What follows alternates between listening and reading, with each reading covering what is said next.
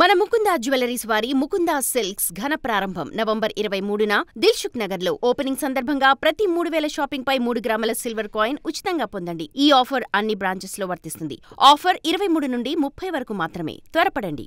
మొత్తానికి 5 జిల్లాల పరిధిలో 50 మంది మావోయిస్టులను పోలీసులు అదుపులో తీసుకున్నారు. వీరందరినీ కూడా మీడియా ముందు ప్రవేశపెట్టారు. ప్రస్తుతం చూసుకోవచ్చు, వీరందరినీ కూడా పోలీస్ వాహనాల్లో తీసుకొచ్చారు. 5 జిల్లాల పరిధిలో ఏదైతే ఎన్టీఆర్ జిల్లా, కృష్ణా జిల్లాతో పాటుగా ఏలూరు, కాకినాడ, అల్లూరు సీతారామరాజు జిల్లా, ఉత్తరాంధ్రకు సంబంధించిన 2 జిల్లాల మొత్తం 7 జిల్లాలకు సంబంధించిన మావోయిస్టులను కూడా ప్రస్తుతం అదుపులో తీసుకున్న పరిస్థితి కనిపిస్తూ ఉంది. వీరందరినీ కూడా విజయవాడకు సంబంధించిన డీజీపీ నేతృత్వంలో కూడా, అడిషనల్ డీజీ అలాగే డీఐజీ నేతృత్వంలో కూడా పోలీసులకు సంబంధించి పూర్తి స్థాయిలో తీసుకున్న పరిస్థితి. అయితే ఏదైతే హిగ్మా ఎన్కౌంటర్ జరిగిందో, ఎన్కౌంటర్ జరిగిన మరుక్షణంలోనే హిగ్మా డైరీలో లభించిన ఆధారాలను బేస్ చేసుకొని వాటిని బేరేజ్ వేసుకొని వాటి ద్వారా కూడా ఈ డేటా సేకరించినట్టు తెలుస్తోంది. కానీ విజయవాడ లాంటి అత్యాధునిక షెల్టర్ జోన్లో ఉన్న ప్రాంతంలో కూడా, ఈ ప్రాంతంలో అంటే ముఖ్యంగా చూసుకుంటే షెల్టర్ జోన్లో దానికి సంబంధించి కూడా ఉన్న దగ్గర అంటే మావోయిస్టులకు సంబంధించి ఎప్పుడో పూర్వం 1980లో కొండపల్లి సీతారామయ్య దగ్గర నుంచి ఏర్పాటు చేసుకుంటే కనుక ఆ తర్వాత జరిగిన పరిణామాల్లో కూడా విజయవాడ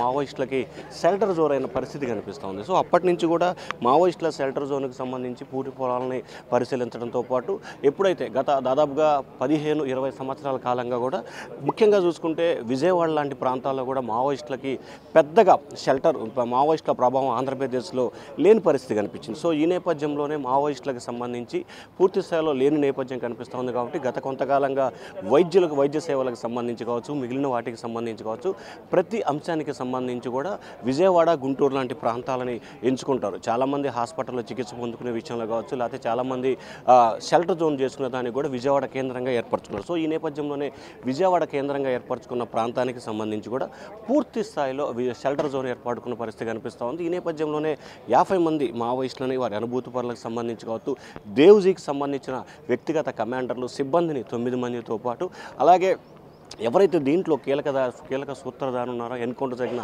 హిగ్మాకి సంబంధించిన ప్రధానమైన అనుచరులు దీంట్లో ఉన్న పరిస్థితి కనిపిస్తుంది. సో ఈ నేపథ్యంలోనే వీరందరికీ సంబంధించి కొంత డేటాని ఇప్పటికే ఉన్నతాధికారులు సేకరించిన పరిస్థితి కనిపిస్తుంది. అయితే డేటాలో ఏముంది, ఆయన రాసిన డైరీలో ఇంకా ఎక్కడెక్కడ డెన్స్ ఉన్నాయి, ఎక్కడెక్కడ మారణాయుధాలు ఉన్నాయో సంబంధించి కావచ్చు, ఇంకా ఎక్కడెక్కడ ఎటువంటి ఆనవాళ్ళు ఉన్నాయి ఏమిటి అనే దానికి సంబంధించి లోతుగా దర్యాప్తు చేయాల్సిన పరిస్థితి కనిపిస్తోంది. అయితే వీరందరినీ కూడా మీడియా సమావేశంలో హాజరుపరుస్తున్నారు. హాజరుపరిచిన తర్వాత వారికి సంబంధించిన వివరాలని పూర్తి స్థాయిలో గోప్యత ప్రదర్శించే అవకాశం అయితే కనిపిస్తోంది.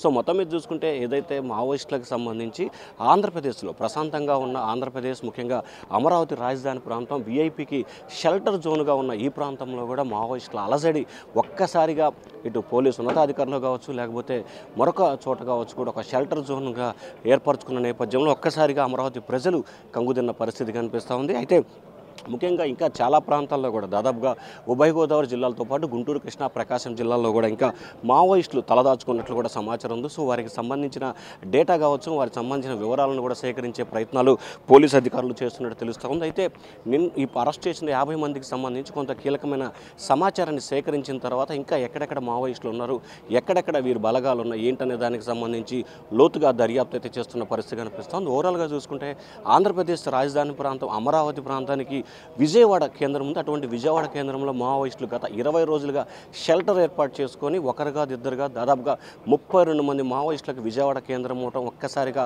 అలజడి సృష్టించిన ప్రయత్నం కనిపిస్తూ ఉంది. ఇంకా ఆంధ్రప్రదేశ్లో దాదాపుగా 8 నుంచి 9 జిల్లాల్లో వారి ప్రభావితం ఉన్నట్టు తెలుస్తూ ఉంది. వారందరి కోసం గాలింపు చర్యలు కొనసాగుతా ఉన్నాయి. Over to studio.